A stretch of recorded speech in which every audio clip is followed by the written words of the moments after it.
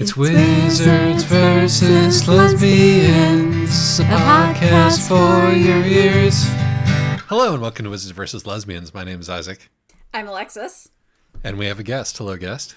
Hello, I am once again Kat Weaver here as your classic books correspondent. Absolutely. Returning Indeed. champion Kat Weaver. And today we're discussing Middlemarch by George Eliot, up to a certain point. I've always said that with podcasts, you need to know when to pull up.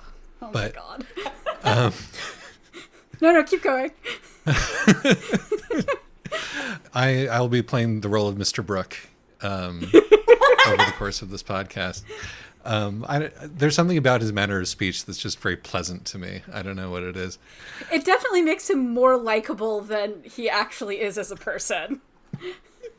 He has exactly one charm point, Right. and that's what it is. But so we have surrendered to Middlemarch in a jingle for, I think, the last time Kat Weaver was on. I'm just going to call you Kat Weaver, I guess. That's fine. I mentioned in a jingle that I did not care what happens at the Mill on the Floss as part of a screed against 19th century literature in general. Was that why we ended up reading this? No, we ended up reading this because Kat wanted to talk about it with us. Yes, it's one of my favorite books. Mm-hmm. This one isn't, I think, the immediate crowd pleaser that Pale Fire is, but I don't regret having read it. I will put it that way. Nor do I. Shall we ask our guest to give the plot summary? Yes, Kat, would you please tell me what happens in Middlemarch? I will not tell you everything that happens in Middlemarch. I will give the barest bones summary. It is a huge brick of a 19th century novel written, as mentioned, by George Eliot in the 1870s, I believe, but it's set in the late 1820s and very early 1830s. It is about approximately 3 couples in the small town of Middlemarch and what happens over the course of their courtship and marriages, and what ensues in the surrounding town and the drama there. Nice. I think that I can say with certainty that no matter how hard you try, you cannot get any lesbians into this book. Or wizards, really. Oh, I have a whole thought about that. There are plenty. Never mind. Are they the doctors? So tell me about the wizards. The wizards. There are so many wizards in this book. I agree with you on the lesbians, though I will say George Eliot is one of the writers that I read who actually did know what a lesbian was, just like in her personal life. So that's a plus, right? No lesbians in the book, but at least the author is familiar with the concept. Correct. But no, okay, so the doctors, Casaubon, Featherstone, Bulstrode, and I would argue Lydgate are wizards. I think Mr. Casaubon is like the wizard. Like if you put him in a pointy hat and gave him an orb, he's just a wizard. He's almost more of a wizard, in my opinion, than some of the literal actual magic wizards that y'all have talked about. I feel like he's more of a failed wizard. But, oh, well, yeah, for sure. We have plenty of room for failed wizards in our That's true. wizard archetype. The thing is that sometimes we get people who are clearly aspiring to be a wizard, in a sort of, like, they want that kind of power, but can't ever really achieve it. And, like, Casaubon, like, I'm willing to give on the doctors. Yeah. But I think Casaubon, he really wants to be a wizard, and I just don't, and I think he has all the affectations of a wizard. Yes. But I don't actually think he is a wizard. Okay. Because when it comes down to it, he has no power whatsoever, not even over his own research. Okay. Well, Well, he has power over somebody. He sure does. Sort of. Well, he has a power over a couple people. But also, I think we can absolutely pick up this discussion. Yes. After the spoiler zone, but perhaps will be our first question about. Incidentally, in my audiobook, it's Mr. Casaubon. I don't care. I believe that the book makes a comment about how unpronounceable his name is, so... Perfect. We can all three just say whatever, and Yes. and we'll know that it's the guy. But there are between 0 and 4 wizards, depending on who you ask in this book. The wizards are, if those are the wizards, they are in conflict with women, generally, if not with lesbians. Yeah, that's fair. We'll call that good for the mid-1800s. Now, why should you read this book? Kat, will you go first? All right, so I want to preface this entire discussion by saying I am not a scholar. I have degrees in none of this. What I do have is the experience of having read so many Victorian novels, both really, really good ones and like really, really dreadful ones. And George Eliot, this is far and away her best book. I think it is a fascinating character study of not just like a couple characters, but of even some of the minor characters. It's just it's a really good examination of characters in a specific setting, doing really interesting things with how they all see each other and exploring the might-have-beens and their mistakes. Alexis? Yeah, I mean, I ended up reading not nearly as much classic literature as you, but when I was living in Shanghai and most of my reading material came out of this wheelbarrow down the street, so I did read a lot of classics then, and this one is significantly less boring than most of them, and it is indeed very good character study and very good study of sort of social dynamics. And actually the thing I think that I liked most about it is that it has a very different didactic moral system than most of the other books from a similar era that I've read. It's not, the character fates don't seem to be tied into teaching us about good Christian morals. And I really appreciated that because it made the plot much more interesting. Agreed. I would say for me, the reasons to read this book, first of all, like, if you admiration for technical mastery. Yes. Also, there's some great sentences in here. Like, I'm sorry, I just have to share this one. A more vicious length of limb and reprehensible gentility of trouser. Oof. I mean, it's unbeatable. There is that sort of element where you can also just enjoy this for the slams and put downs. Right. The author is a character in the book because of the way that the narration works, which I'm not sure if that is just how novels were at that time, again, not being as well read in this period. I mean, it's definitely a feature. I would say it's certainly not unusual in that way. However, I think Eliot is one of the best at it. Yes. But as Alexis said, the author's opinions are interesting. And her reads on her own characters are both like cruel and occasionally beautiful. And there are bits of just wonderful elegiac writing, and it should not be as focused and hold your attention as well over this length. It's just it's an incredible piece of work. Yep. And it's also and as Alexa said, it's also very interesting from a historical perspective. It captures a moment in time. In retrospect, since Eliot is writing about a period that's like about 30 years before when the book was written. And there's a lot of really charming stuff that reflects just the nature of like the emerging Victorian mind in the way that this stuff is written. And also, like, you know, you might cry a little, you know. There's some pretty heady emotional stuff in here.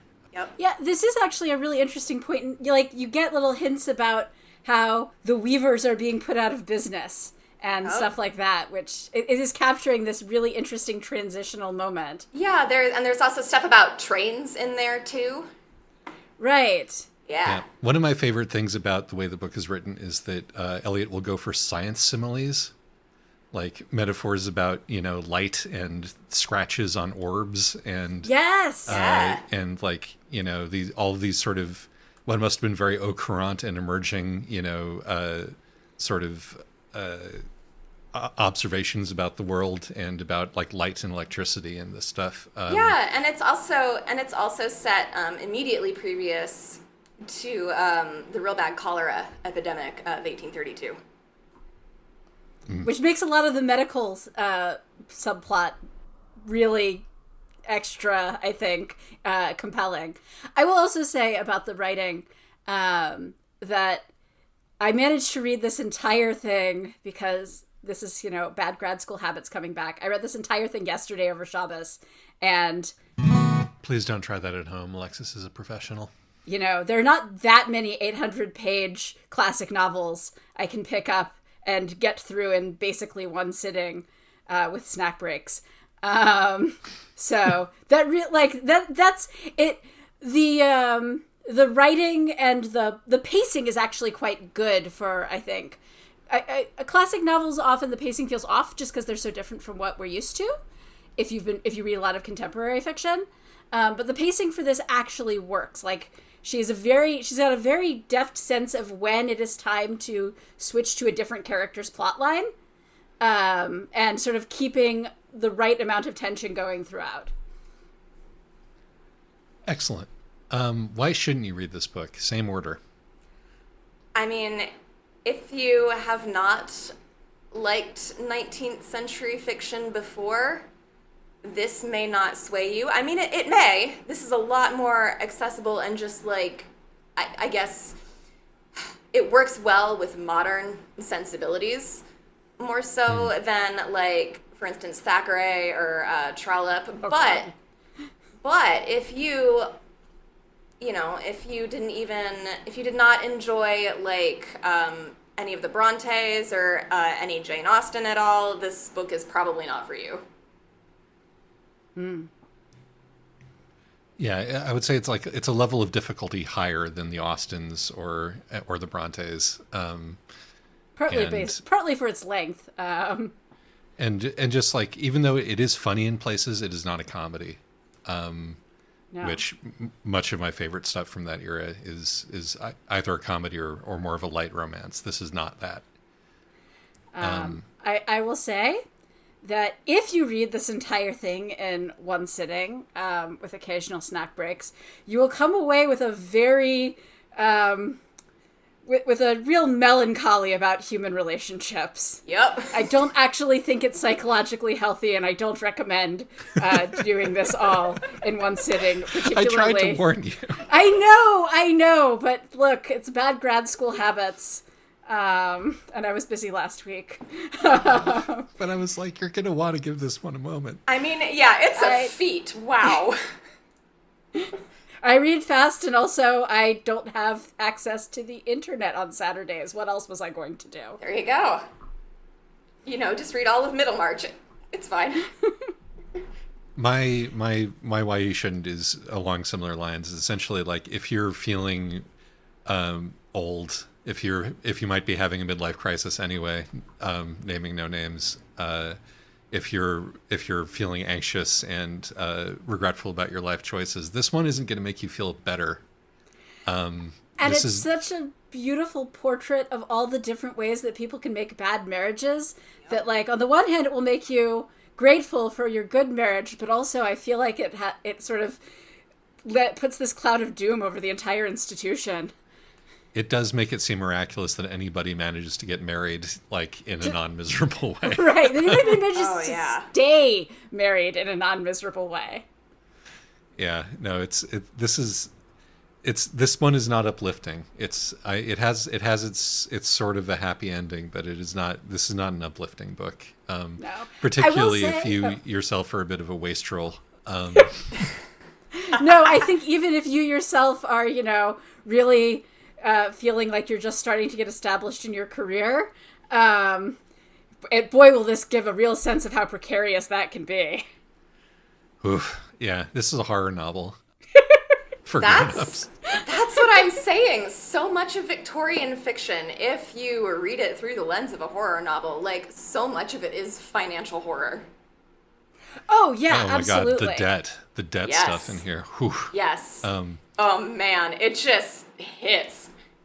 I feel like this handles that, again, better than a lot of similar ones I've read, where she does a great job of showing you exactly how this happens in a way that I think a lot of the other novels tend to gloss over, partly because they're trying to put a moralistic spin on it. No, I think she has a real sympathy.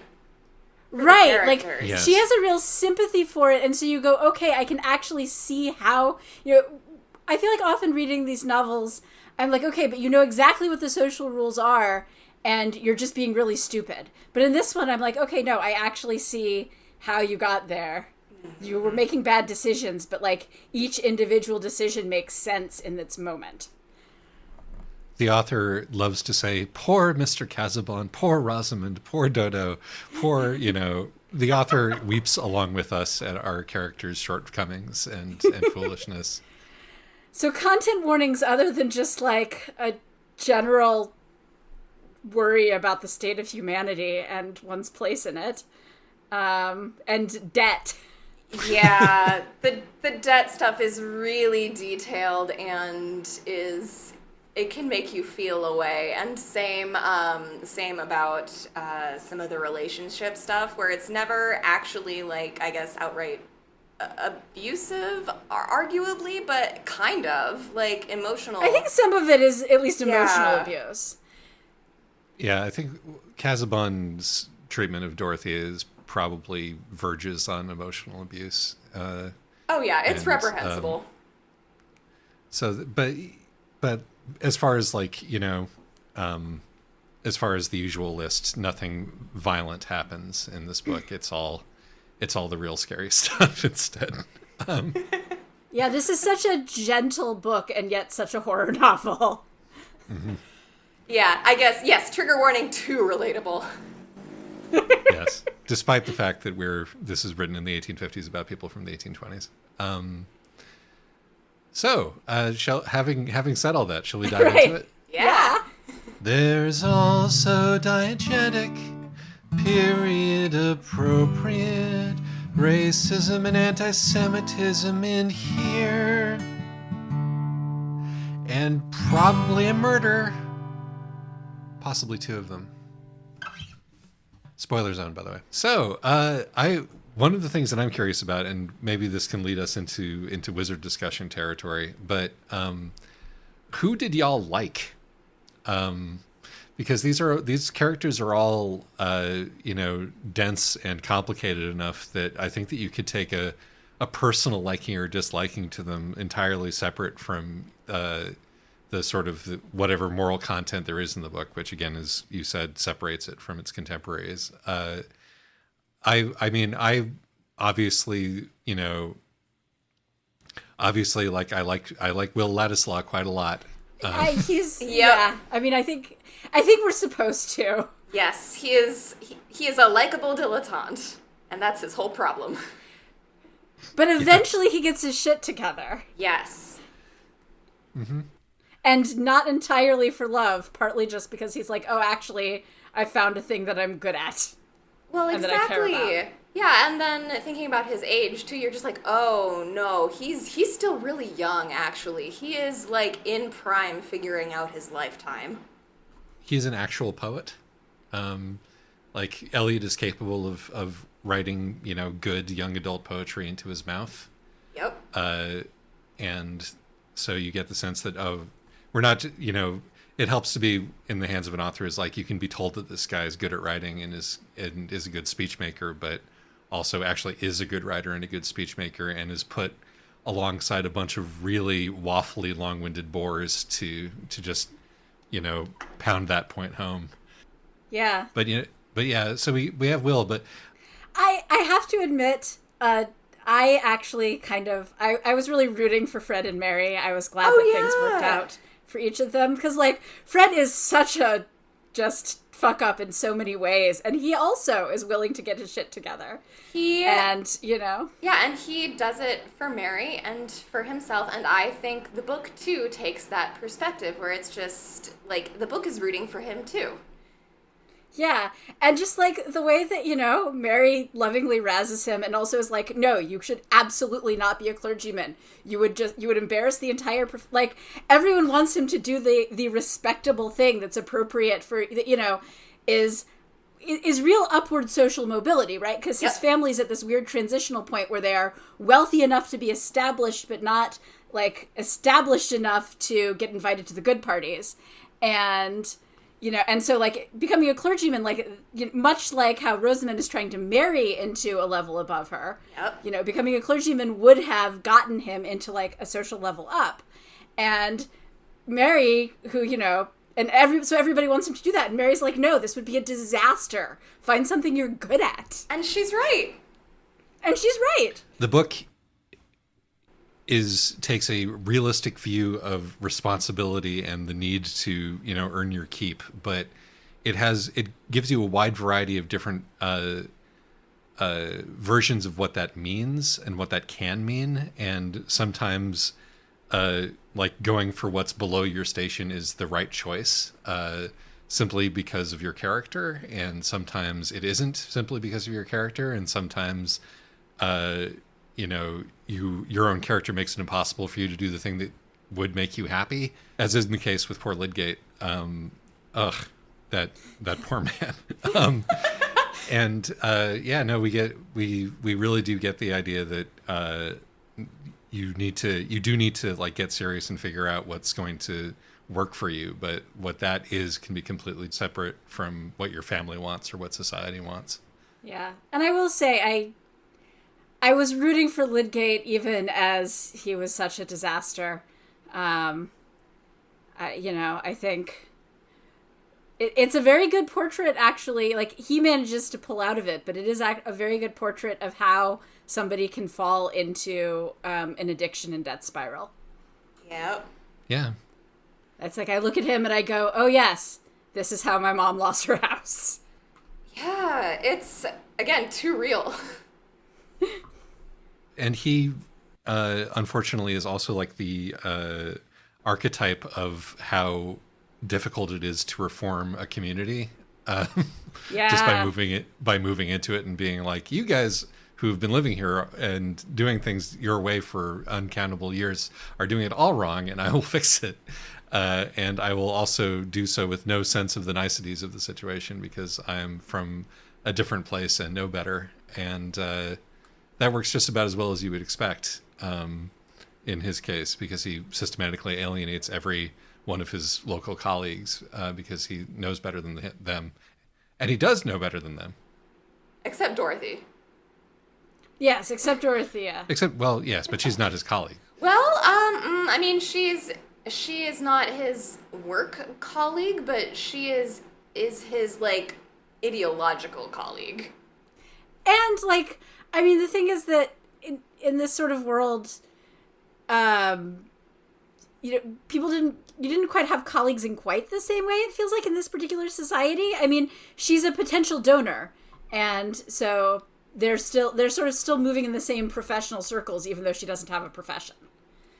Yes, we are still coming off the era that we just discussed with the Aubrey Maturin books, where England is still essentially a libertarian hellscape where everybody's grinding and everybody's grind is at the expense of everybody else's grind for the most part, unless you can get a rich woman with ideas to give you money to try to improve things. But even that is not enough. And speaking of Dorothy, I don't know that I would like her as a person who was my friend, but I sure like reading about her as a character. She is fascinating.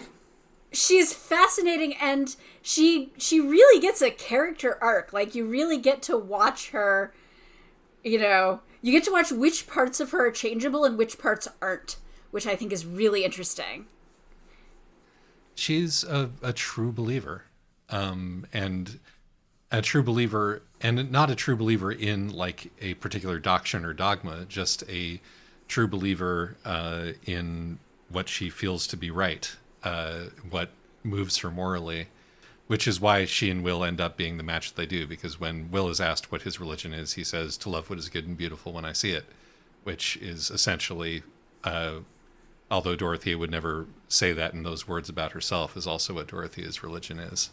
Yeah, so right, like that's her core, and that doesn't change. But at the beginning, she's so desperate to submit to somebody, and watching her decide she doesn't want to do that is like over the course of 800 pages is great. And in her, I just think about the very first scene in which we are introduced to Dorothy. It is so calculated by Eliot to show you this is the kind of person she is. Now let's see how that plays out with their mother's jewelry. Right. Mm-hmm. The her like there's a thing that keeps coming back in the book about pride and sort of the results of thinking that you're above the way that other people live. Which is actually one of the ways in which Dorothea and Tinsdale overlap. I meant Lydgate there. Listening back to this, I kind of sound on the verge of collapse for a lot of the time. This book did a number on me. The youthful naivete and idealism running into the reality of the world, massively consequential decisions made at a young age with so little information at one's disposal. That's the real content warning. And even recalling it in the podcast, I seem to have forgotten how to pronounce many simple words. They're like, oh yeah, no, obviously it's acceptable for you to be interested in worldly things because, you know, you're you, but it would be incredibly demeaning of me to do what you were doing. I love that portrait of Dorothy where it's her contrasting with her sister. Mm-hmm. Mm-hmm. Her sister, who is just pretty normal. Her sister's just a normal lady. Normal. Yeah, normal lady. Ends up with the normal dude. That works out great for them. You know? They will never understand what's going on over there in Dorothea Land, but that's fine. They really can have their don't. ideas about it. And they just cut, and occasionally we check in with them, and they're always doing fine, and they're always really baffled and upset with whatever's going on with Dorothea. Yes, because Dorothy is moved by winds that that not everybody feels. I just think the way it's supported by, honestly, you could apply this to all of Eliot's character portraits, just in the physical descriptions of what words she chooses to describe people and how she describes people's voices is so fascinating. An Aeolian harp. And a voice like an Aeolian harp, and then contrasted with Celia's. I forget exactly how she phrases it, but she just describes Celia as having a really staccato way of phrasing her sentences, and it just drawing that contrast between the sisters paints. Yeah, she has this very like chatter. You know, she chatters all the time. Mm-hmm. No, these characters all have their own characteristic rhythms, which comes through beautifully in the way that their speech is written, to an extent where you can tell a person is an idiot within like 3 sentences, as in the case with Mr. Trumbull, the auctioneer, who just walks on the scene and is like and says maybe 50 words, and you're left with a complete picture of a poltroon. And actually, the character voices, it's really helpful. The character voices are so strong that it actually does make following all of these people over all of these pages much easier. Like, every character has such a distinctive voice. I think that is one of the real strengths sometimes of this era of English fiction, because you can see this in a lot of novels of the era. It's just that George Eliot does it so well. I think she achieves what other writers definitely try to pull off. Yeah. I forget who said it about him, whether it's the narrative or whether it was the narrator or whether it was one of the other characters. But Casaubon is referred to as having blood that if you looked at it under a microscope, you would see semicolons. Oh, that's genius.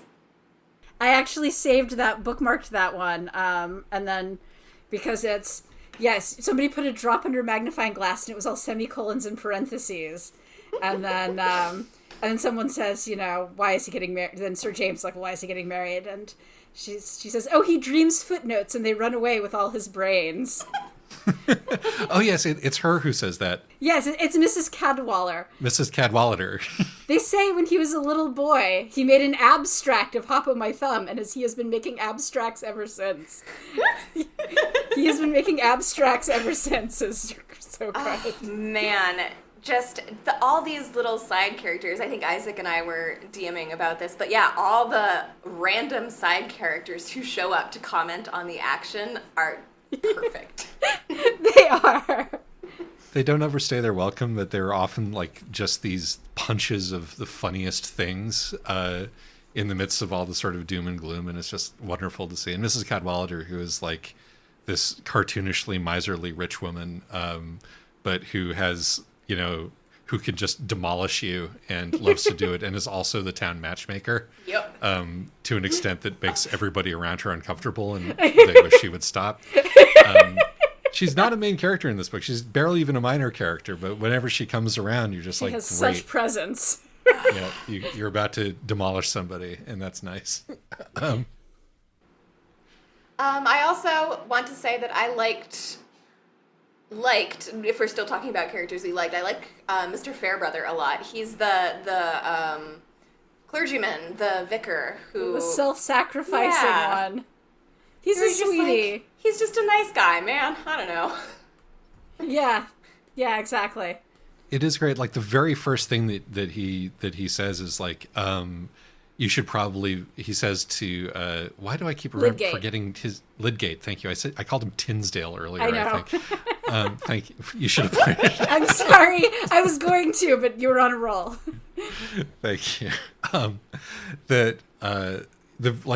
When he's introduced, it's telling Lydgate, you're not going to want to vote for me, and for this posting that I actually really need because I'm currently supporting my family by being a card sharp, playing at whist. And you're not going to vote for me, and I won't hold it against you. We can still be friends. Yeah, and this sort of is juxtaposed over the fact that he doesn't really like being a preacher. He doesn't really like being in the clergy. And it's just something that he does, again, in order to try to get an income. But he's also one of the most genuinely good and self-sacrificing people in the narrative. And the thing is, even though he doesn't feel like a calling, he's apparently actually pretty good, at least with the pastoral care stuff. I don't think he's very good at the sermons necessarily, but when you see him doing pastoral care, he seems to actually be much more successful than the guy who is good at the sermons. And Dorothea certainly immediately, all she needed basically was to watch him do his thing, and she was like, yes, this is the guy who I'm going to hire. So, he's great. And again, he's not super central to the narrative. It's just like, there are decent men here. The Garths are decent people. He's a good guy. The Garths are really good people.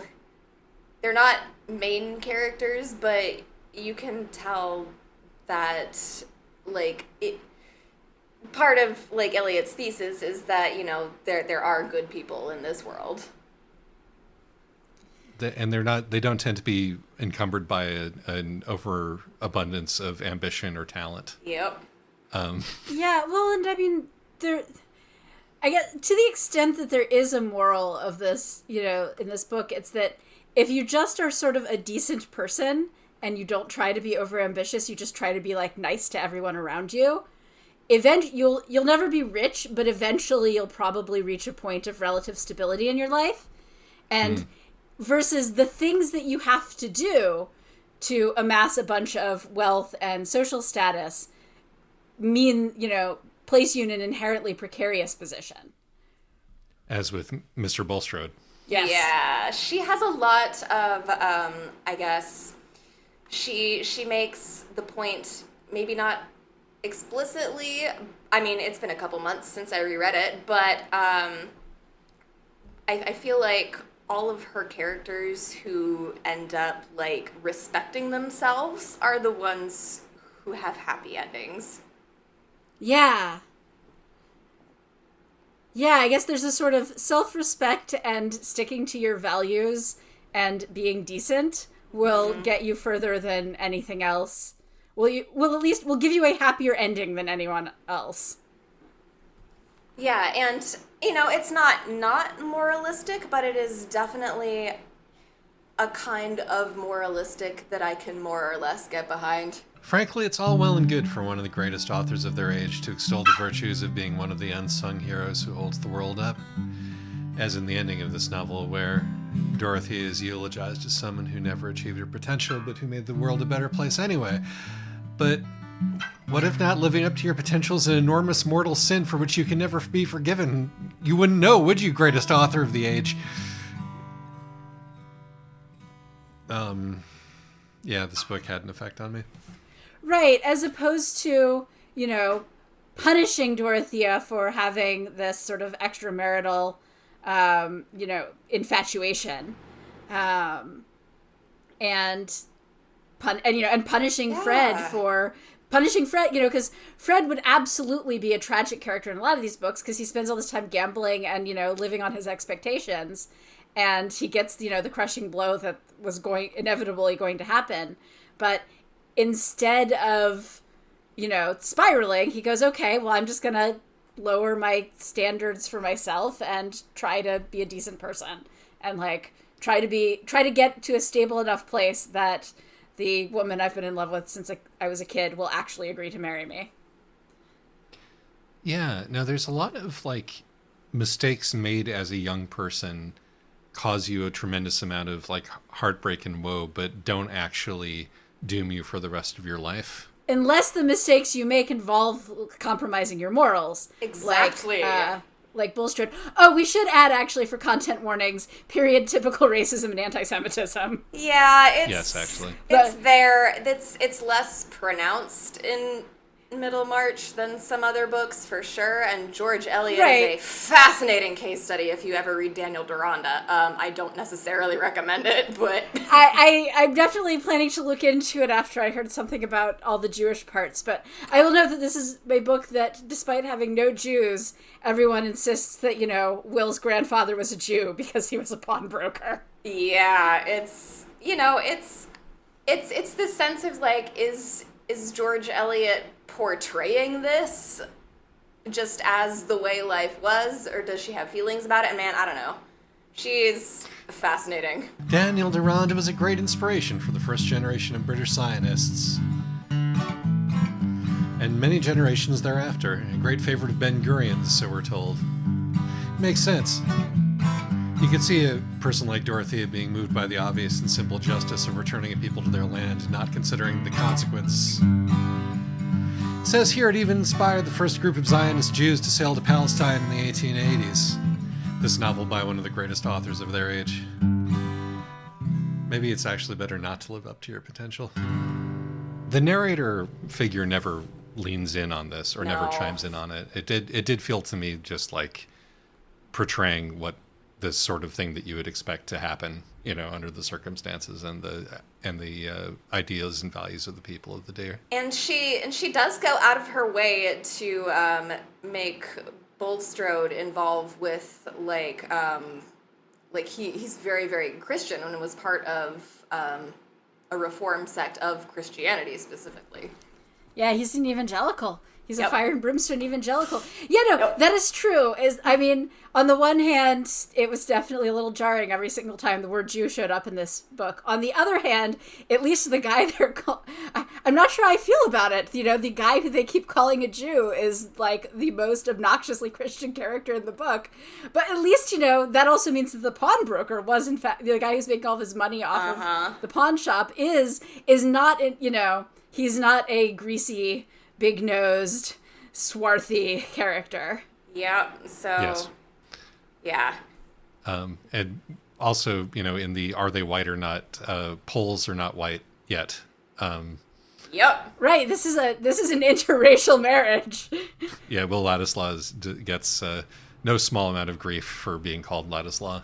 Right, well, that's why he gets compared well, this is a great example of stereotypical racism, right? As that the Pole, he's part Polish, so first he gets compared to an Italian, which, is like, again, clearly not an acceptable class of people. And then it gets worse. He's a Jew.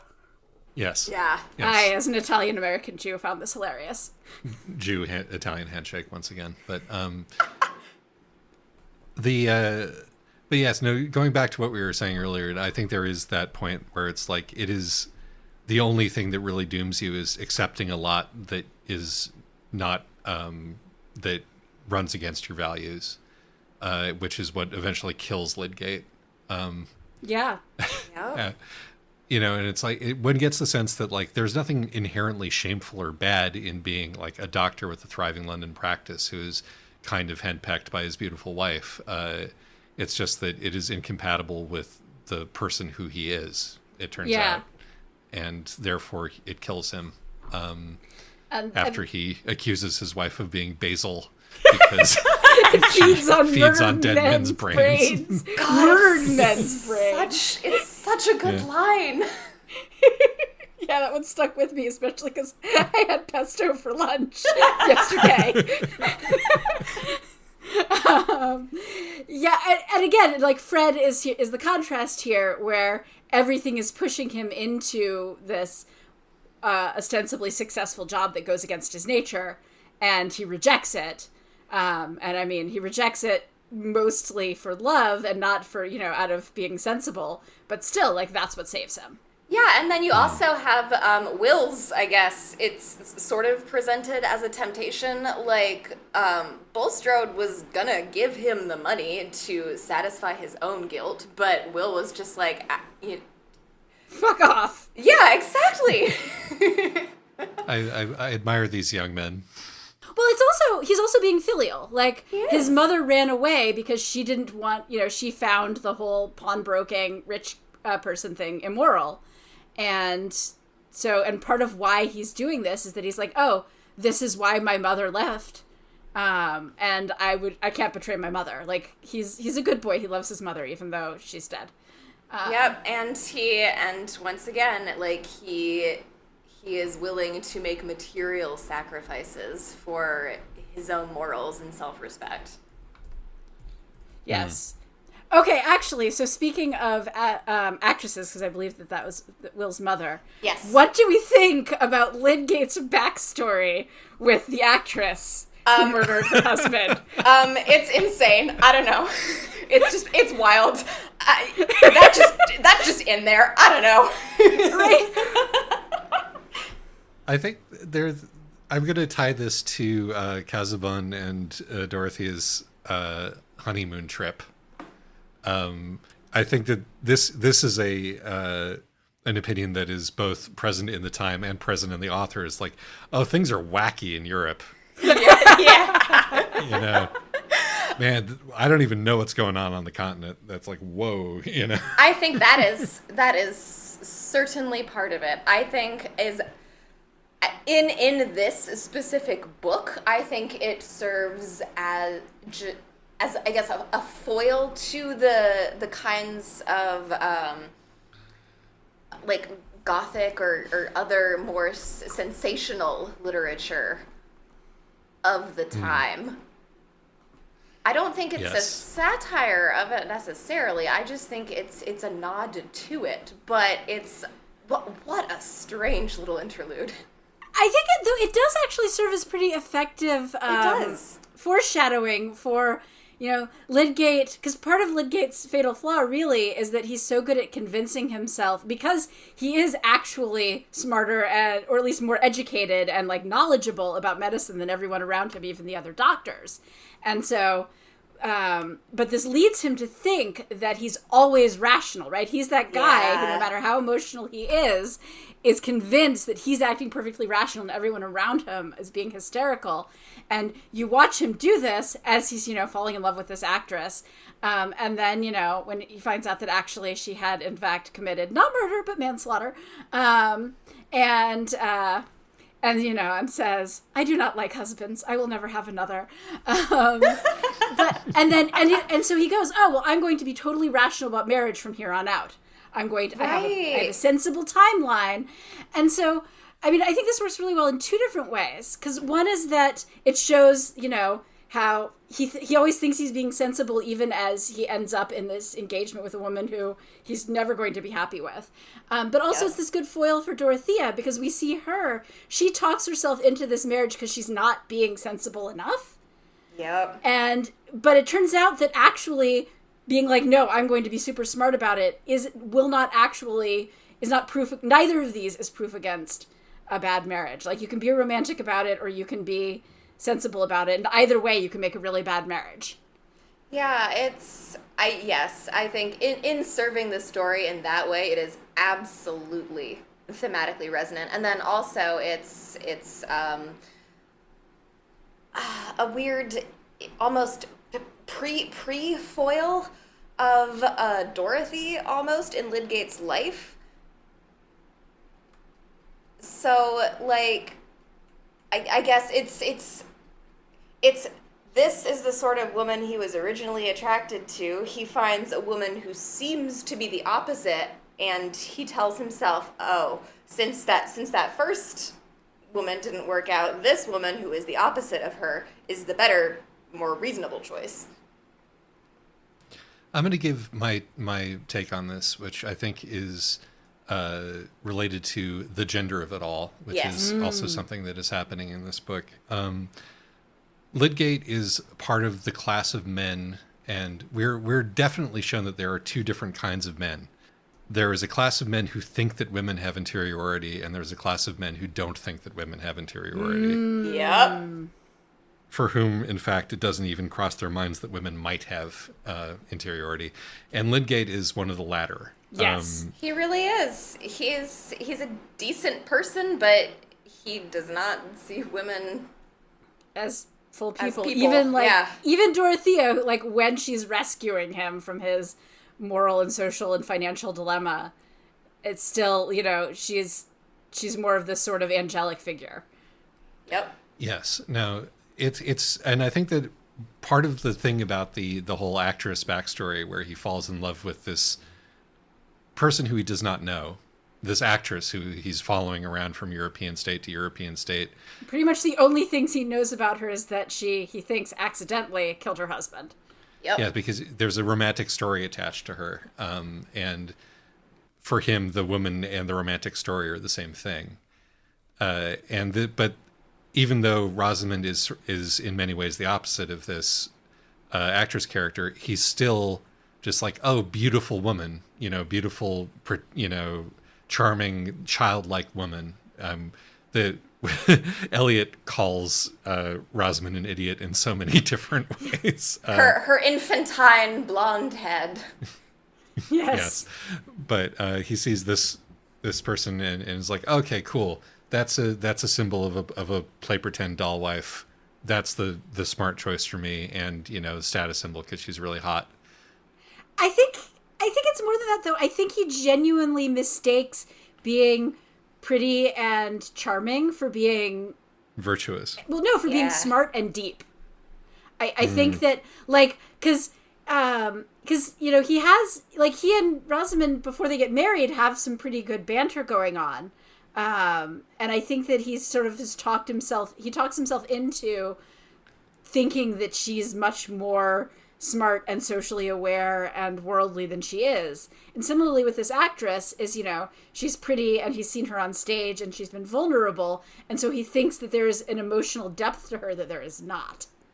And I think, too, this comes through in the way, so Eliot sort of teases other pairings here. The ones she teases being Will and Rosamund and Dorothy and Lydgate. Like, she gives you these little glimpses of how that could have turned out. And it's not, I guess, quote unquote, the right matches for either of them either, but she is so good at making you see, even just with like these little glimpses of other ways the story could have gone. Yeah, I love. I don't know why this came to me, because I was thinking of Will and Rosamund's dynamic, but the fact that one of the things that the townspeople hold against Will is that he goes around and lies on people's carpets. Yes. First of all, incredibly relatable. Right? It's his continental European decadence. Right, exactly. He can't sit up Just flat on straight the like floor. a good Englishman. The man sits sprawls. bisexually. It's his artistic temperament.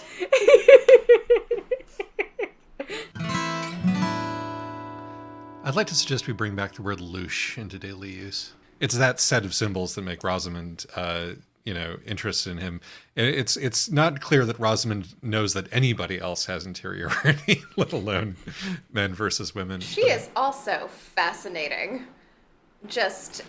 She is a really well portrayed person, even if she is pretty awful.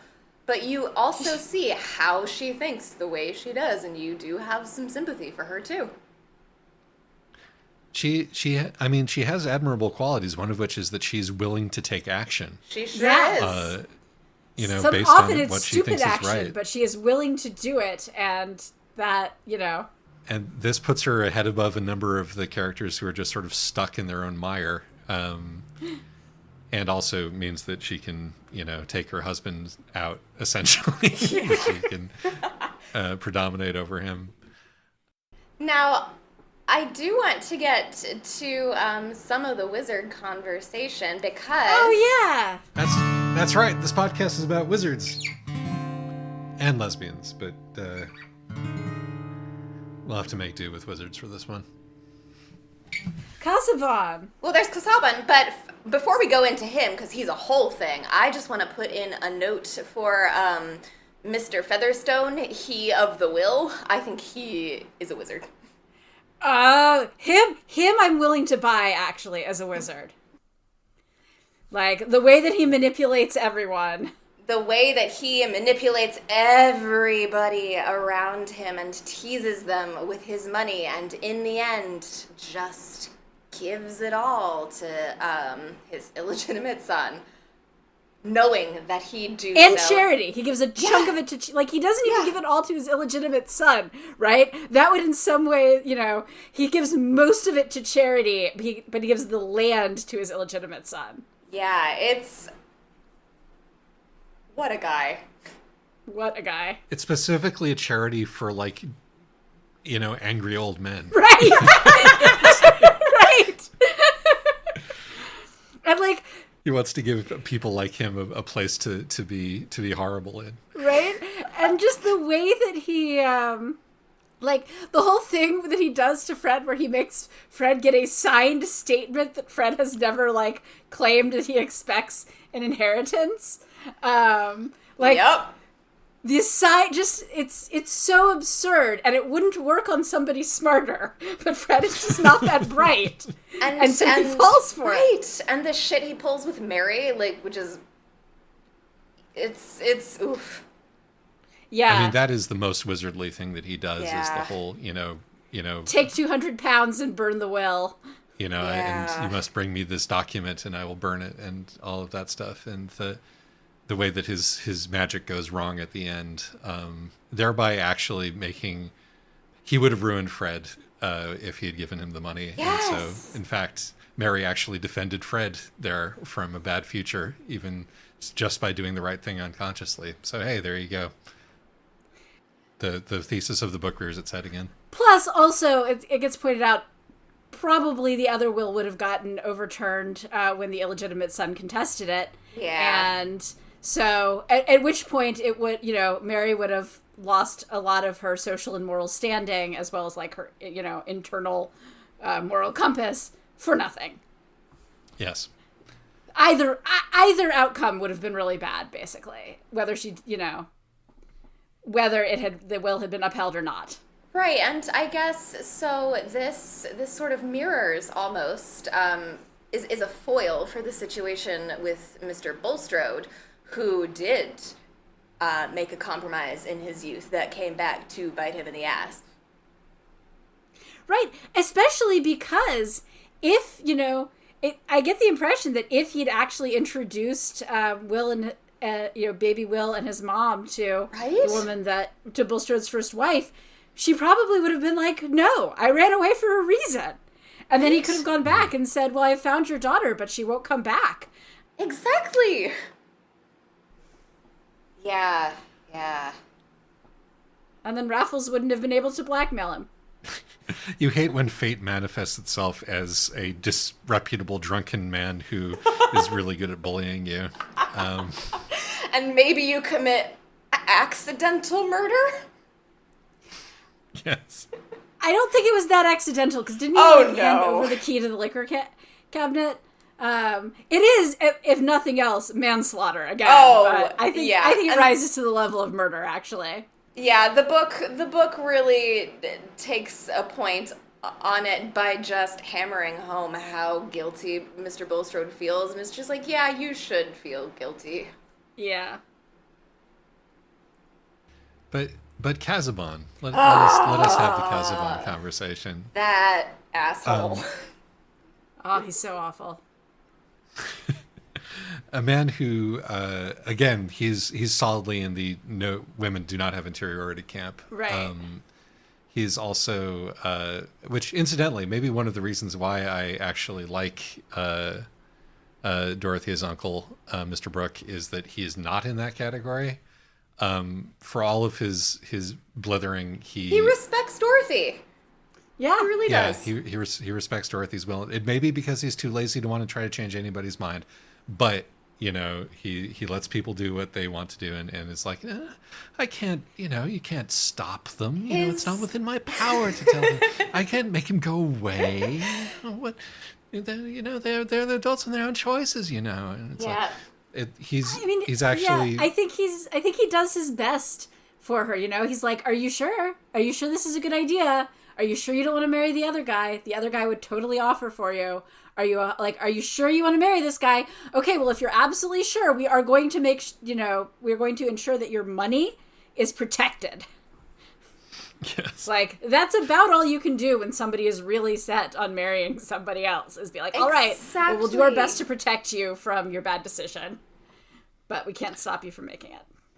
And, he is not a strong personality, so when he is faced with somebody who can make persuasive arguments, he's so easy to convince mentally, even if he does not actually do anything. Yes, this is the problem that Will runs into when he's trying to run Mr. Brooke as a reform member of Parliament. It's like, I have to be the last person to have had a discussion with him, or else all of his ideas are going to change. Right. But, they do manipulate him somewhat into being a very slightly better landlord. They do that. There is a sort of a glacial move towards reform and progress as the book goes forward, in spite of everything. Yeah. But Casaubon, he is stuck in the past. Casaubon, who is doing the Joseph Campbell thing far too early and does not have a George Lucas to popularize his ideas. Far too early and worse. And worse. He's decided that he's got to learn Greek. He knows Greek and Latin, but there's no point in reading any of his contemporary secondary scholarship because nobody else could have any useful insights. He won't learn German. Not the Germans. Right. Yes.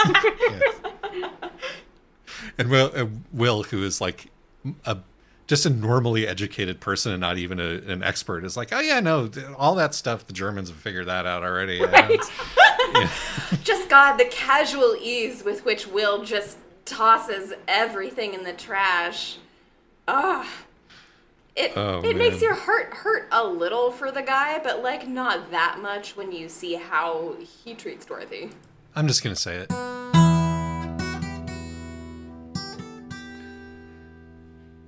trying to compile a key to all mythologies is a red flag.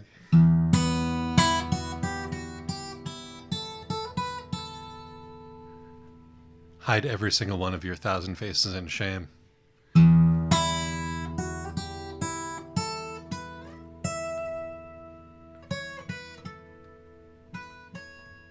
Actually, I don't really know how this one goes. The thing about it, Casaubon, is that he is the kind of person whose life is buoyed up and maintained by a fiction, which is that, this great work that he is working on is A, ever going to be finished, and B, is going to be worthwhile when it is finished. And it doesn't occur to him that the only reason that he's able to continue to maintain this fiction is that he lives entirely isolated from anybody who actually has intimate knowledge of him, and does not see a contradiction between that and getting married, because, again, he does not think that a woman counts as an observer, and is alarmed by the fact that she asks him questions about things. Right, and just the fact that he marries her partly to have a secretary, and then when she's like, great, so you're going to teach me Greek and Latin so that I can be a more effective secretary for you and research assistant, right? And he's like, that sounds like work, and also like treating you like a person, so, not really. And she sort of, out of sheer stubbornness, starts to teach herself Greek and Latin, make him teach her some basics. Yes. And I love the sequence in Italy with the artist. Yes. Who really, really, really actually wants to paint Dorothy, but who knows how to manipulate the situation. That was such a funny scene. It's perfect.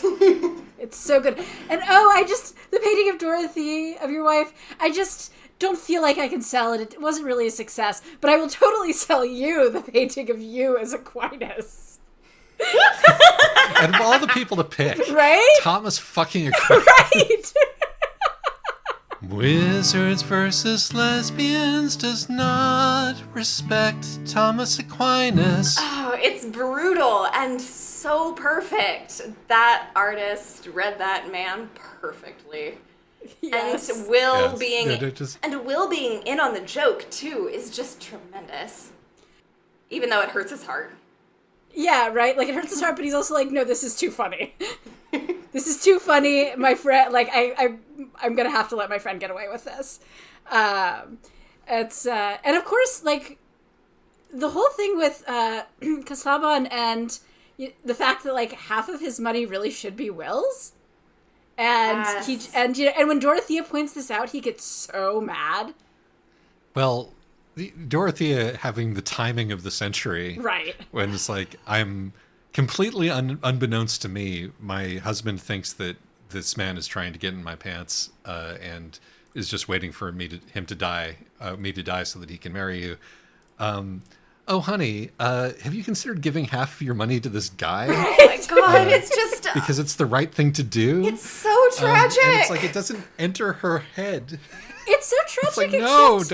I feel like in the end, actually, the fact that Will was forced to move to London and get a job ended up working out well for him. Like, yes. Completely. So, I think, and also the thing is, Dorothea was I think part of what convinces Dorothea to marry him is that she actually kind of wants the romance of giving away all of her money. She does. Oh, that woman is determined to martyr herself in any way that she can. Part of her happy ending is that she gets to martyr herself in a way that, that allows her to marry the guy she's in love with. Who actually does believe that women have interiority and who, was willing to, like, treat her like an intellectual equal, even if it meant being a little bit of a dick to her when they first met. Crucially, he's a dick to her in a way that suggests that he's thinking about what she's thinking and feeling. Even if he does the classic thing of presenting her with the image of her that he's made up in his head and trying to make her agree that he's right. I think their romance is actually one of the ones that feels romantic to me. It does, yeah. Yeah. Fred and Mary also, but yeah. Yeah. Well, there's different kinds of romance. There's a romance for sure, but like Will and Dorothy is like capital R romance. Like there is poetry to it. There's literally poetry to Right. it, Yes. and one of the best things about it is that like when they're first, getting to know each other in Italy, he like opens up on her with both barrels. It's like a howitzer of like love poetry, and she just doesn't notice, like not even a tiny bit. All she notices is that, he could be a friend for her when she is in desperate need of one. It never enters Yes. her mind that he could feel romantically towards her. But yeah, no, he again like, and I think I'm willing to accept Casaubon as a failed wizard because the thing that he does is a curse. Exactly. That is See, a that's magic right. spell. Yes, that is, I think, his like last grasp at wizardliness is the matter of the will. Right. It is Yes, a curse. right. It's a curse, but it's a curse that that ends up actually making it possible. Making the thing he's trying to prevent possible. Yeah, no, it redounds to Dorothy's sacrificing benefit, and it means that Will doesn't have to receive any of the money that he didn't want in the first place. And the it's clear that bequests ruin people, and that wanting bequests ruins people, and I think this is very well observed, except in my case specifically. I need a strange rich relative to die now. It's far too late for me to make anything of myself. Please, somebody. Right. No, actually, that's a good point. And this, I think, again, makes this somewhat different, at least from like, your Jane Austen novels. Of this one basically says that inherited wealth is a curse. Yeah. Absolutely. Like really, like in both our Featherston and Casaubon's case, it is a mechanism by which cruelty is enacted. Well, because Casaubon, the thing is, he maybe could have made something of himself if he were not already wealthy and comfortable and able to, I guess, be a failed scholar. Yeah. Yeah, no, his job, in as much as there is his being the local curate of this community that doesn't need anything, as far as Dorothy can tell, doesn't take up enough of his time to stop him from doing this, or enough of his attention. He barely ever. I mean, he's a priest. Do you ever hear him talk about God? Do you ever see Absolutely him do not. anything priestly? Right. No. He's got an inherited wealth, and he's got the sort of sinecure, and speaking like the thing that made me finish my dissertation was that I ran out of funding. And because he never ran, eventually your school stops giving you funding. And he never runs out of funding, so he's never going to finish his research project. Yeah. No, this is, wow, I feel morally improved. I definitely shouldn't be dreaming about just being idle all the time. Well, and I mean, the thing is that actually, the thing I like about this is that it doesn't say, inherited wealth is a trap because of its moral character. It's a trap because of the expectations, because of, the things it allows you to avoid, and the things that it opens for you, and the expectations it places on you. And that, just seeing the ways that people from money, that I've seen people who come from money turn out really unhappy. It's not, because of the inherent immorality of their wealth. It's because having this, these expectations on them limits what they can do, because they don't want to lose the chance of that inheritance. When somebody can, dangle that over you, the way that what's his face does over Fred, like they can make you do things that are against your nature, or you also see like with Rosamund, she has all these expectations that she's not willing to live without, and this is what causes hers and Lydgate's death spiral. There's, if you actually have a sense of, I don't think that it's coincidence that the thing that Dorothea says, when she's like, let's get married, is, I will learn how much things cost. I know, it's so sweet. Because she will. She will. She Yes. will, and she does, but also that, like, first of all, she's actually understands what she's giving up in a way that none of the other people who are being, like, idealistic do. She does. And the thing I like about her, both as a character and as a person realized as a character, is that like she realizes she has money, and what she wants to do with it is to do good. Right. She genuinely wants to help people and to make the world a better place, but she feels the limits of her station, and she feels the limits of her money too in helping her do that. Like, as a rich woman, right. all she can do is throw money at things, versus when she gives that up to be with Will, like, she can actually do something as a person instead of being the rich, angelic looking lady. Yeah, and of course, she's rich. She's not rich enough to found her own anything. She's just rich enough to be a major donor of somebody else's thing. Yes. So can we talk about the climax of the book a little bit? Yeah.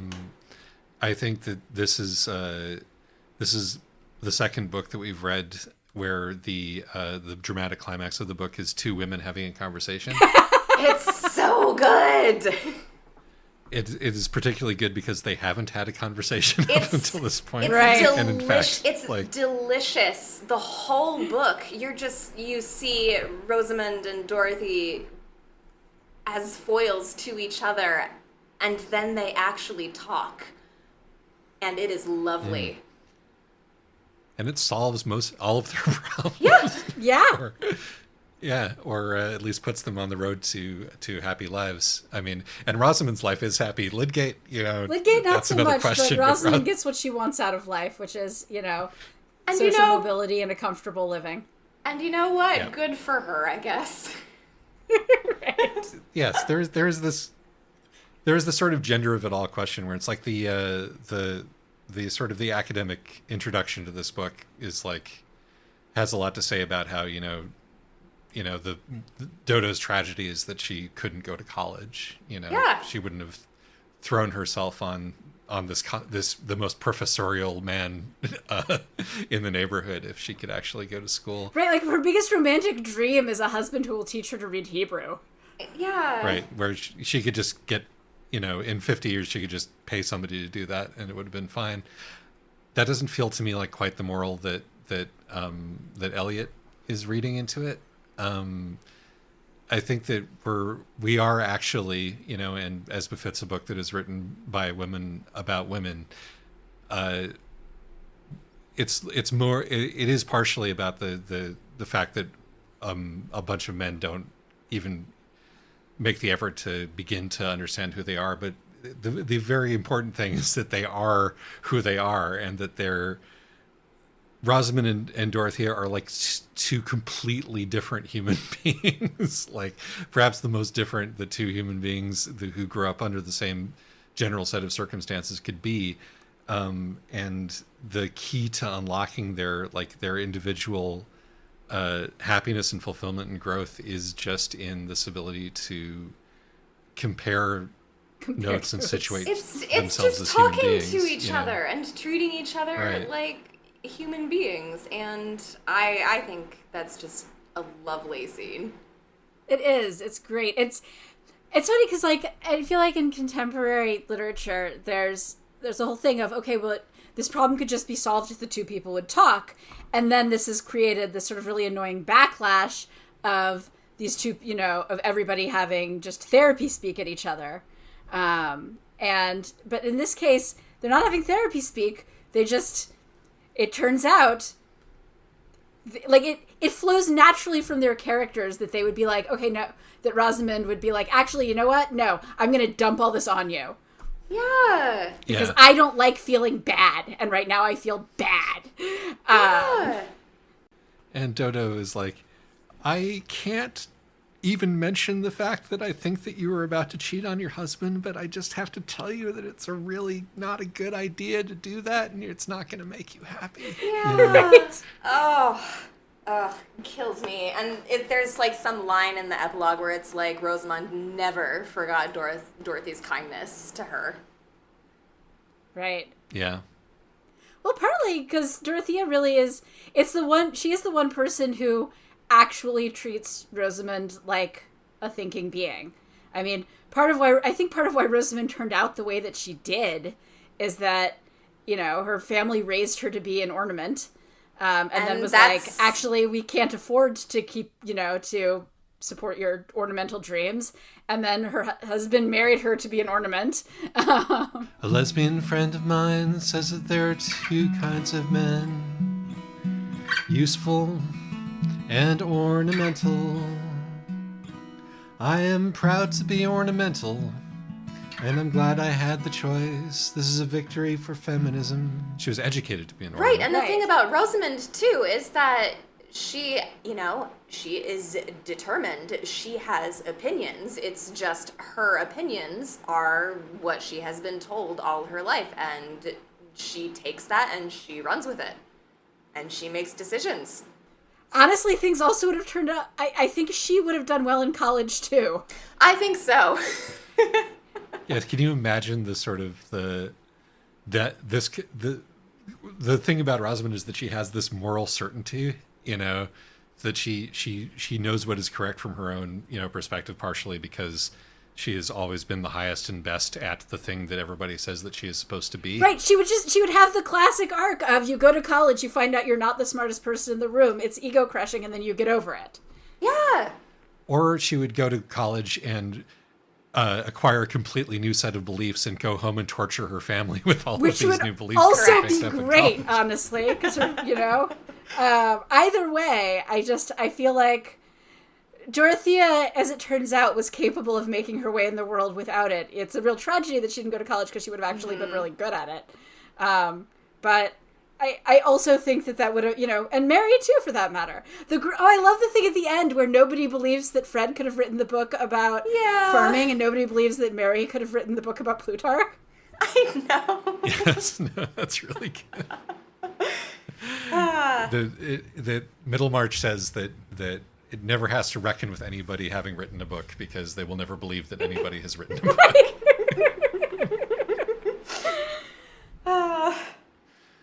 Middlemarch itself, the titular Middlemarch, does not come off super well. No, it super doesn't. I think, actually, this is another way in which it contrasts with Austen, who really believes that, like the good pure life is these small English rural areas. And Middlemarch, everybody's ending, not everybody, but several people get their good ending by just fucking off and going to London. Yep, the ones who have the good ending who stick around are Mary and Fred, and and they get that good ending by not being a part of the Middlemarch merchant class, or aspiring to the Middlemarch upper class. Yeah. They're gonna keep their heads down and they're going to do the things that they want to do with their life and build a nice, comfortable life and not care about being invited to the good parties. Yes. No, it's clear that, unless you grew up there and therefore have a reason to care, the ideal ending for a person who goes to Middlemarch is to leave Middlemarch. I mean, I guess Celia also gets her good ending, and she never leaves Middlemarch. Well, Celia, of course, and her, what is he? I think he's a Viscount. Yeah. Yeah. No, she's nobility at that point. Yeah. She's fine. Yeah. Right. She's nobility, but also Celia's just extremely normie. She's very sensible about what she wants. She doesn't, she doesn't necessarily want to aim super high, but if a nobleman is going to, who seems like a nice guy is going to be interested in her, she'll run with it. But she's not going to exert herself to catch his attention when he's first interested in her sister. She's just, she's not incredibly smart, but she's also reasonably sensible and finds a life that makes her happy, even if it sounds really dull. Well, I mean, you can sort of feel the narrator rolling her eyes at her baby craziness. Right.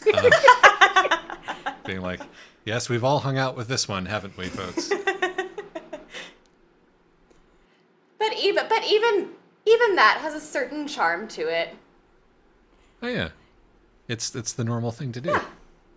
Though, it is, I think the one place where she comes off the silliest, and it's very funny, is when she is she's like, Dorothea, you need to get married, and you need to get married to somebody who will, who will make the right decisions for you, but not somebody who will make the wrong decisions for you. Really, you shouldn't have been so obedient to your previous husband, but you should be obedient to somebody like my husband, because my husband always knows what's right. And Dorothea's just like, no, you know what? I'm going to marry this other guy. I love him.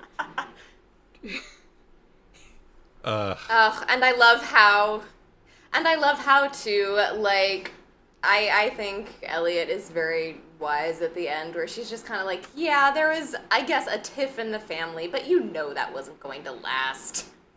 Right. Because, among other things, rich as they are, they're not going to give up the free babysitting. Yep. From having Dorothea visit. Yep. And Cynthia is not going to give up the chance to fawn over another baby when Dorothea eventually has hers. Right, also that. So. Mm-hmm. Yeah, I mean, I guess Celia's the one who succeeds by all the conventional measures, including being outwardly extremely obedient to her husband while actually knowing the right ways to manipulate him. Yep. Like, that's the way that women are supposed to exercise power in this society. And most of the women in this book don't do that. And it either works for them or doesn't. But, like, Celia actually, has it figured out. And once again, it's just kind of like, well, good for her. Right. You know what? Good for you. Glad that you weren't you were not going to be able to carry this book, but good for you. I'm glad that we check in with you occasionally and see that you're still doing just fine. I picture her and her husband as a pair of, like, Labradors, honestly. And her husband is a genuinely decent guy. Like, the entire time, like, he doesn't do the nice guy thing when Dorothea dumps him. Like, he gets over himself pretty fast. And even when she, runs off and marries the other guy that he's really mad about, like, eventually he gets over it. And he really is, and when she, turns out not to be, when Dorothea turns out not to be into him, he doesn't abandon her social improvement project. He does weirdly have some belief that women are capable, or at least that Dorothea is. Yes. Yeah. No, he is not one of the women have no agency people. Right. And, part of this is, like, and we see this partially because he's able to think the thought, I want to protect my sister-in-law, and I'm aware that that's also because I still have kind of a frustrated crush on my sister-in-law, but, I think that she is a good person and is better than all of this nonsense, and that is why I'm going to be so angry on her behalf, /at her for making bad decisions. Which at least means that he sees her as a thinking person who can act on things. Yes, he's also capable of self-reflection, which most of these characters are not. Yes. Time for minor notes. So, I think that I'm going to draw it to minor notes since we are getting to time. We've run over. In all of the books that we've done, I don't know if I've ever been as happy at a character death as when Casabon kept walking. I know. So satisfying. Because I genuinely didn't know, I've never like read a summary of this book or anything. I didn't know how it was going to go. It's like, is Dorothy going to be in Casabon purgatory forever? I know. I was worried about that too. Is this the entire book? And when he finally, basically dies of a jealous paroxysm, I'm like, oh, thank God. Actually, I was worried that, the Dorothea Will thing would evolve into a romance while she was still married, and that, there would be no amount of melodrama. But no, she remains oblivious until he keels over. It's in fact the will that sort of makes her less oblivious about it. Yeah, it's really the will that makes her interested in Will Ladislaw. Yeah. A curse rebounding on the wizard who tried to cast it. Ugh. Yes. But yeah, no, he. I cannot remember the last time I was so happy to just for how interesting the rest of the book was going to be for a character to die. Right, the sense of relief. I really was in Dorothea's shoes there, even though, obviously she was distraught in the moment, but like, oof. Yeah. My minor note is that this is a thing that, older 19th century books did, and I actually kind of wish that contemporary literature still did, which is the "Where Are They Now" chapter. Yeah, at the end. I love it. It's actually really satisfying. I think we should bring that back. Yeah, I love it. If you have an epilogue in your book that doesn't follow the characters to the grave, or at least to like late middle age, you're a coward. Don't leave yourself a sequel hook. Tell us what happens to them for the rest of their life. Yeah, I guess it's the need to write a sequel that stops people from doing that. Yeah.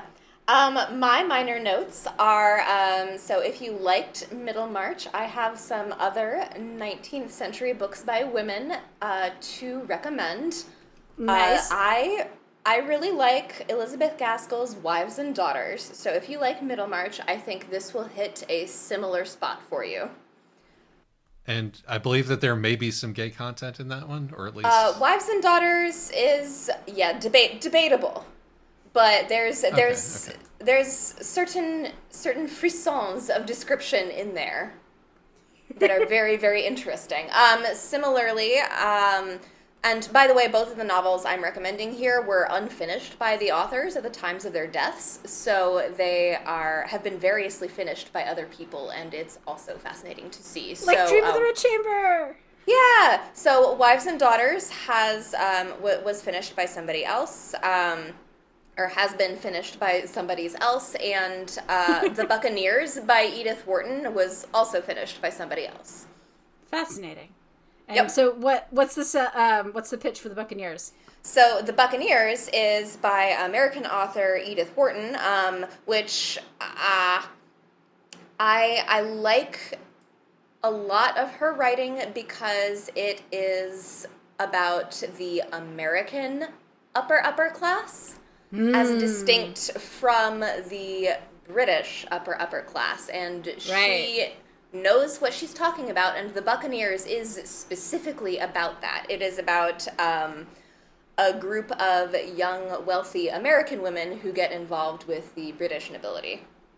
Fascinating. It is extremely fascinating. So this is another, unhappy marriages novel, but is also... romantic in that way. It is another fascinating societal portrait, but it is not super duper uplifting. I was gonna say I think I need a break from unhappy marriage books for a while, at least until I do my periodic reread of Hong Lamong. Though that's really more of just sort of a Awaken to Love's Illusion book. Yeah. You know what, Kat? You should read Dream of the Red Chamber. Oh, you haven't read Dream of the Red Chamber? I should read Dream of the Red Chamber. You should read. Okay, you got to read The Story of the Stone translation by Hawkes. Hawkes did the first 3, and Minford did the last 2, which nicely corresponds to the ones written by the original author and the ones finished by some guy. Yes, you should read it, and then if you want to talk about it, maybe we can do fabulous a podcast. Oh, you know what? That would be so cool because yes, this is a literary tradition that I am unfamiliar with, and I would love to talk about it and see how my thoughts as a Britlit fan stack up. Yes, I would love to get the comparison. Yeah. Hong Lamong is the book that inspired my dissertation, so it is very near and dear to my heart in so many ways. Oh. That's awesome. Well, and you all read Middlemarch for me, so hey, I will return Hong the Lamong favor. is even longer. It's 5 volumes. But all right, yes, I read Middlemarch for you. Oh man, I'm just rubbing my hands. It sickos me out time over here for Isaac. I knew there was a reason that I did this. Excellent. All right, we should wrap up. We're at an hour and a half. All right. Well, it's a big book. Yes. Thank you once again for Thank coming on. Thank you so much, Kat, such once a again pleasure. for coming on and for making me read, those classics that I never read in college because I was reading Asian literature instead. It is always a blast, and I have more recommendations for whenever we finish Dream of the Red Chamber. I will take you up on this. Wonderful. All right. Thanks, everyone. All right. Thank you. Bye-bye. Goodbye. Bye.